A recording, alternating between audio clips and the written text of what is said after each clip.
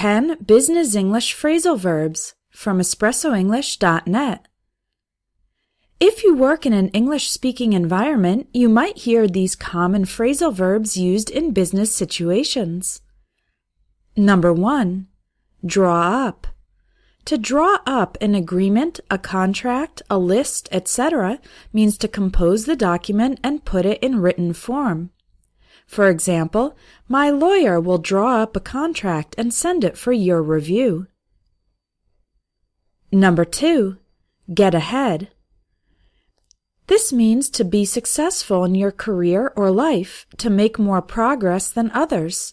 For example, you need to make lots of connections in order to get ahead in this industry. Number 3. Burn out.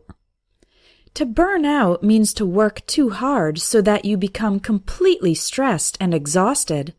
For example, if you keep working 16-hour days, you'll burn out within a month.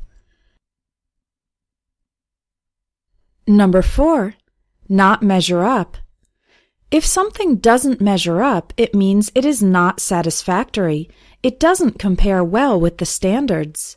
For example, this designer's work just doesn't measure up to the quality we've come to expect. Number 5.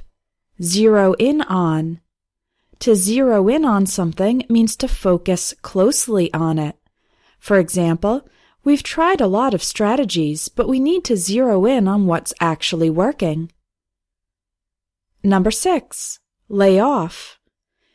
If an employee is laid off, he or she loses their job. The company terminates their employment. For example, the R&D department had to lay off a couple of people. Number 7. Pencil in.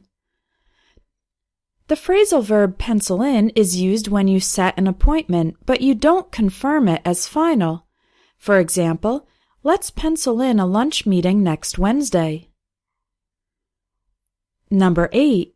Close down. This means to stop operating. For example, the company closed down the factory because it wasn't meeting production quotas. Number 9. Run something by or past someone. This phrasal verb means to show an idea or proposal to that person and ask for their approval or feedback. For example, that's an interesting idea. Let's run it by the boss and see what she thinks. Number 10. Sign off on. This means to give official approval for something. For example, the manager signed off on the revised budget for 2015. If you're learning English for your job or career, it helps to know the specific phrases, vocabulary, and expressions that are used in day-to-day life on the job. The Business English course will teach you these words and expressions. It has 30 lessons that focus on interviews, meetings, presentations, negotiations, and more.